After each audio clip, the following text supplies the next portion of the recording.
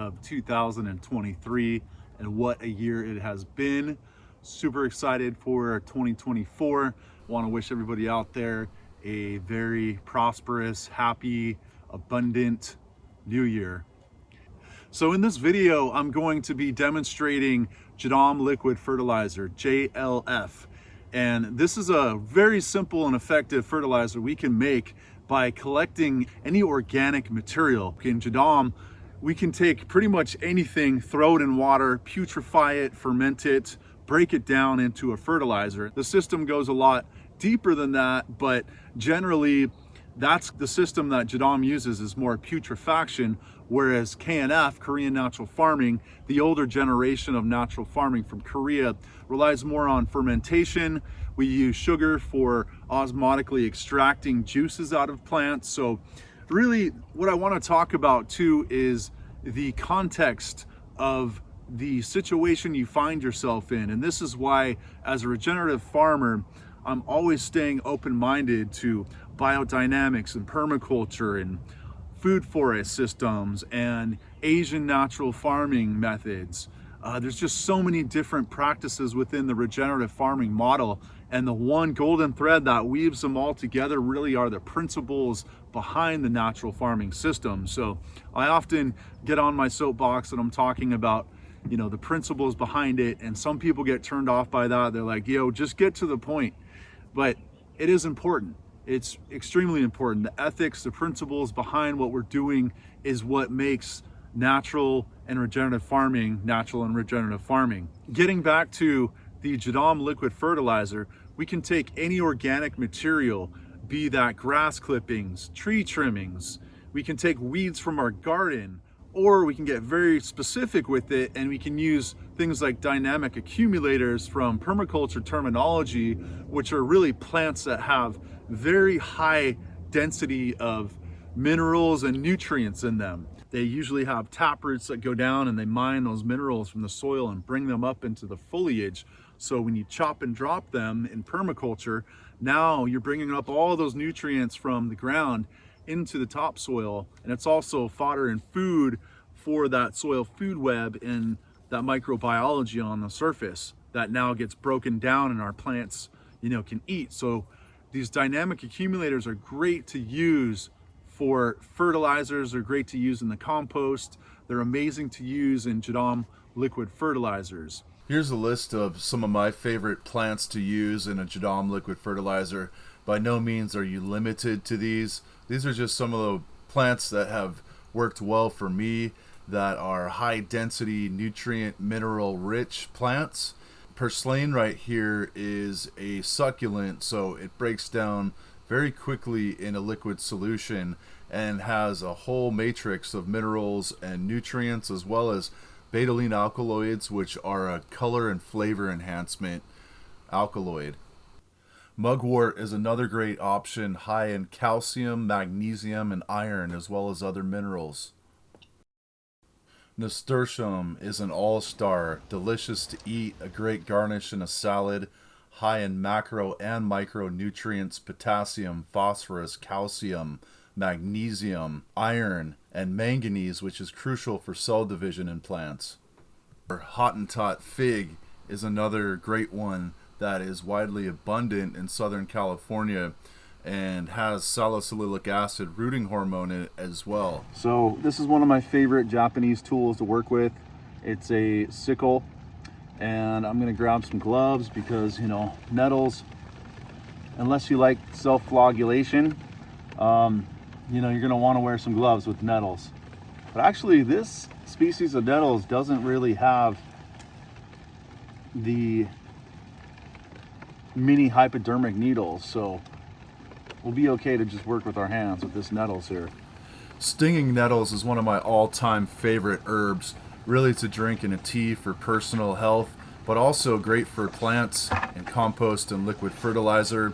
It is definitely a dynamic accumulator containing calcium, iron, magnesium, phosphorus, potassium, and sodium, as well as a lot of other acids. It is very high in proteins, which break down into nitrogen, so this really is your quintessential high NPK plant. Not that we want to only focus on NPK, Plants obviously need a lot more than NPK. If you have the great privilege of living by the ocean, then seaweed is another great resource for JLF and composting. Rich in calcium, iron, magnesium, phosphorus, and more, it's a great addition to a JLF, high nitrogen compost that will break down very quickly in liquid form. All those proteins and amino acids that is caught up in that matrix, okay, of that mineral matrix of that organic matter is now going to decompose down into an available form. So whether we use fermentation or putrefaction, we're still breaking it down. JADAM can contain more facultative microorganisms. However, we don't want to culture a bunch of human pathogens, obviously, or pathogens for our plants for that matter. Something like a bunch of root-feeding nematodes, for instance. The theory is that if we're putting out these good microorganisms, like an array, right, of these IMOs, indigenous microorganisms, which is a vast web of thousands of bacteria and fungi and protozoa and nematodes and all kinds of life in there, all right? And if we're putting that out there, then the plants will actually do the shopping. They'll send out the exudates through the roots to attract the microorganisms that they want to grow those colonies and now have a symbiotic relationship to where there's an exchange, a mutualism happening. It's important too to keep in mind that JADAM liquid fertilizers, they're not intended to be a primary fertilizer, right? They're a secondary fertilizer, meaning that if you don't already have a lot of organic matter in your soil and you don't have the right microorganisms in your soil to be breaking down that organic matter and that harmony and symbiosis that your plants are communicating with the soil food web, all right, and so they're getting nutrients from that. You might have some nitrogen fixers like legumes, clover. We just planted a bunch of clover all over this hillside that's sprouting. Great nitrogen fixer, bringing atmospheric nitrogen from the atmosphere down into the soil for our plants, right? If you don't have those systems already going, then the liquid fertilizers, JADAM liquid fertilizers, are not going to be as effective as if you already had your organic matter and you already had a really good soil food web and good healthy living soil with a lot of organic matter. So do keep that in mind, that this is not intended to be a sole primary fertilizer. It's intended to support the system of having a soil food web and a healthy microbiome. It's a great addition to add a secondary means of fertilizer to your plants, to your trees, to your citrus. Speaking of citrus, here we have a mandarin. This is a honey mandarin orange. And when it comes to citrus, it's also important that we use citrus for citrus, so like for like. Citrus tends to be acidic, obviously. It likes a more acidic soil, and so it wouldn't be the best idea to take citrus, make a JADAM liquid fertilizer out of it, and then go apply it to the rest of your garden. You can get very specific and do like for like. So I used to do this when I consulted and managed cannabis and hemp farms in Northern California, Humboldt County, and in Oregon. And what we would do is we would take some of the hemp that we grew and make JADAM liquid fertilizers from it. So the theory there is that it's an analog for itself, right? So it's a bit like plant cannibalism. You could think of it like that. And so we would chop down a bunch of the hemp that we were growing for fertilizer. And some might think that's crazy, but you can grow your own fertilizers.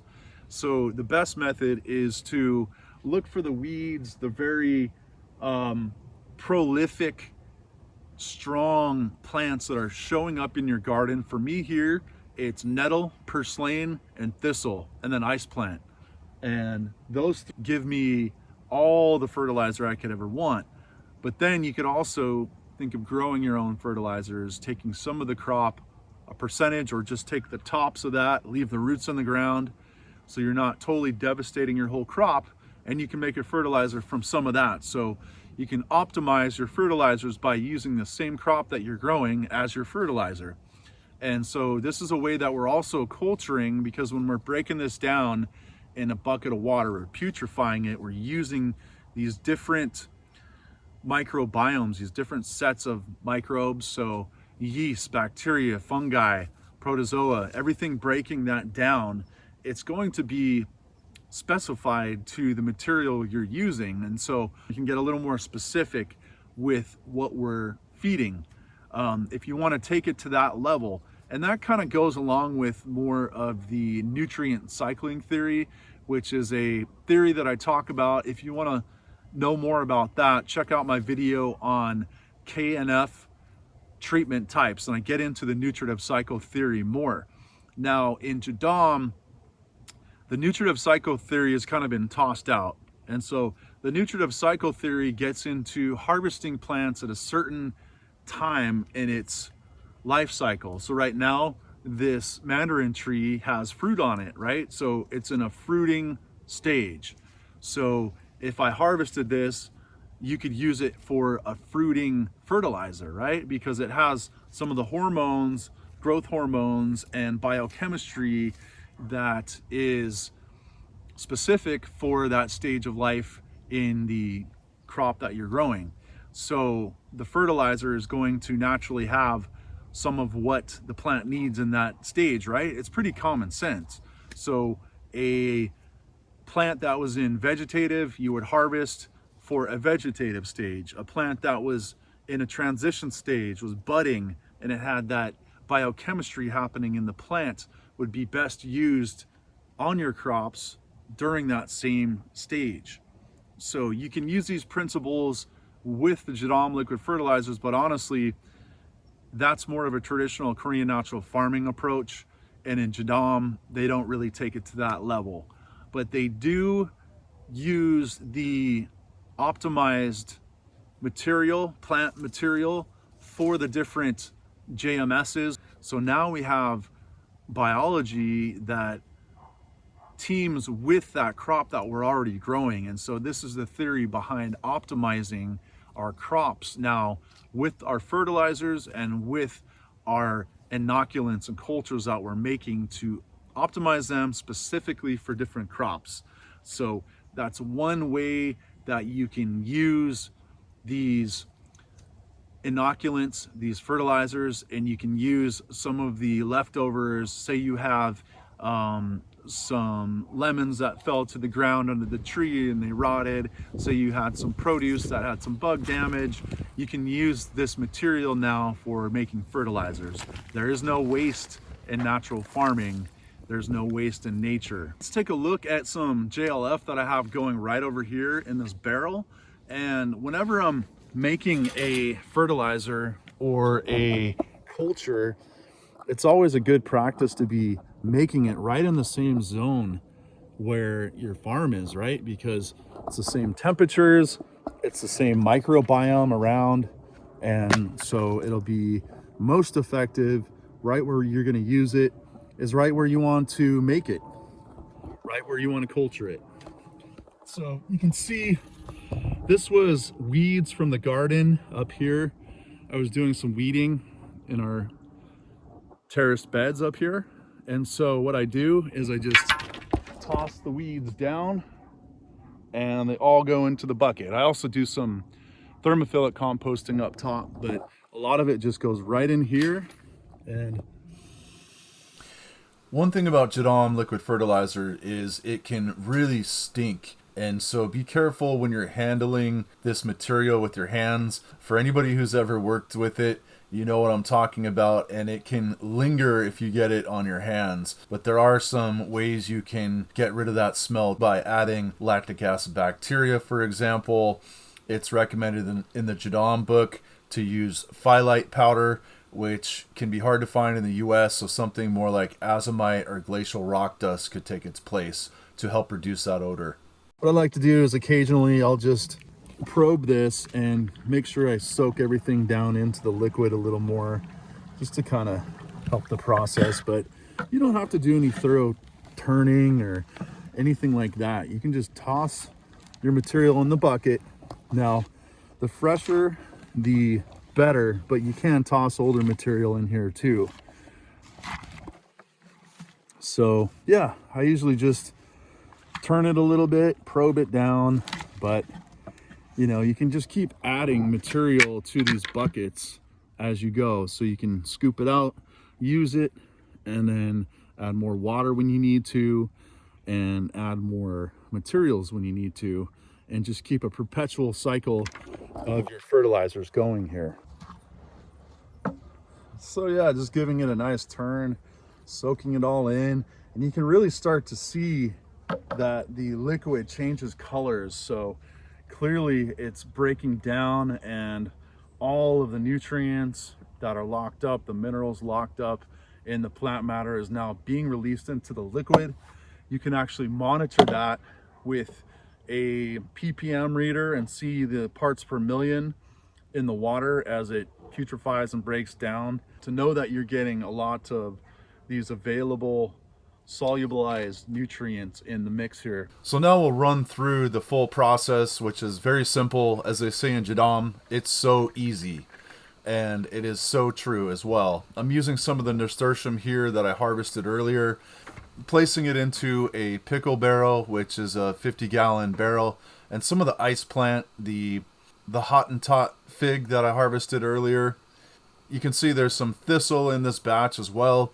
There's already a lot of naturally occurring yeast and bacteria that will self-inoculate and break down this material, but it's advised to also go collect some really nice leaf mold and topsoil to throw a few handfuls into the mix as well, just to help to kickstart the putrefaction fermentation process and diversify that biome of microbes in there. I talk about JLF in the context of a methodology, a JADAM methodology, in a regenerative farming method that really relies on living soil, because JLF doesn't exist in a vacuum. It really is part of a larger system, a process of nutrient cycling. So that's why I don't talk about it in an isolated form. As I mentioned earlier, it's meant to be a secondary means of fertilizer to a larger system, which is why I'm not just speaking about JLF solely in this video. And as we apply it, what I like to do is actually apply JLF with JMS as well, and I will show my process for applying them together. So this JLF here has been going for over a month, which is about the period you want to wait to start using your JLF. It kind of depends on the material you're using. Some things like succulents, as I mentioned, break down quicker, but typically you can start using this after about a month, which we're doing right here. I'm just scooping out some of the liquids into a bucket that I'm filtering out the solids. So I have a screen mesh here that I'm using to do that. Just collecting it in a bucket for application.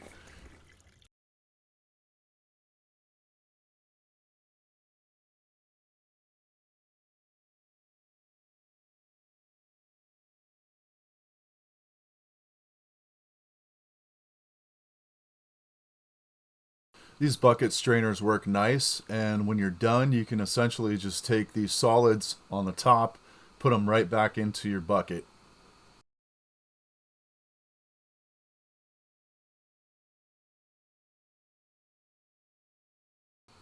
And now we have 5 gallons of JLF liquid fertilizer ready for application. All right, so early evening, great time for feeding. We have a less intense sun, but photosynthesis is still happening. The plants are awake, they're assimilating, so great time for feeding and inoculating. We're gonna do both here at the same time with JMS. We have some JLF and then cultured microbes from beautiful living native soil here. This is our potato brew JADAM microbial solution. And I'm gonna get my pump rolling, and basically we're gonna put everything in this mini reservoir and apply it from here. We'll just continue adding this and I have a water feed coming into here. We'll just stick this in here, circulate it for the time being, and we'll get a little JLF in the mix. So here I'm applying JLF with the JMS. I'm going to do a 1-to-1, 1 part JLF and a 1 part JMS, but I'm applying this to water at a rate of 1 parts to 30 parts water. And I am going to keep a constant feed going in my reservoir, so that might vary a little bit, but that's okay. We don't have to be exactly precise with our ratios here. In fact, there's quite a large window of dilution here, from 30 parts dilution up to a few hundred parts dilution. The idea is that we're getting it out there and we can apply this on a regular basis. So it kind of depends on what you're going for. If you're just doing a basic maintenance, soil drench and feed, then 1 to 30 is a good application, or even more diluted than that. If you have very poor soil that you're building the life and you have nutrient deficiency in your plants or orchard trees, then you're going to want to apply this more frequently, even once a week for several months, to build up the biology and give some nutrition to your plants. You can apply just JLF if you would like at the same dilution, 1 to 30 parts water. However, the best application is to use JLF along with JMS, and really for soil building applications to use the mineral complex, so either seawater or sea salt in the mix is recommended. So really the best 3 triad of soil building, soil treatment is going to be your JADAM Liquid Fertilizer, your JADAM Microbial Solution, and fermented seawater, your trace mineral complex. That trifecta of inputs is an amazing soil building combination. And as my reservoir is filling while I'm applying, I'll come back and continue adding a 1-to-1 part of both my JMS and JLF. So here in this tree line of avocados, they were struggling pretty bad when I got to the property, and what we've done is added a bunch of organic matter, compost down, a few inches of compost, and then layered some ramial wood chips that were processed. So that's also part of the treatment that I'm using, not just JLF here. I'm actually building the soil in a holistic fashion. I have a whole lot more I'd love to share. If you guys are digging the content, I ask that you please cultivate that like button, share with a friend that might be interested, and pay it forward. Subscribe and leave a comment about your experience with JLF or anything to do with the JADAM methodology. We'll keep an ongoing narrative. Until next time, have fun in the gardens.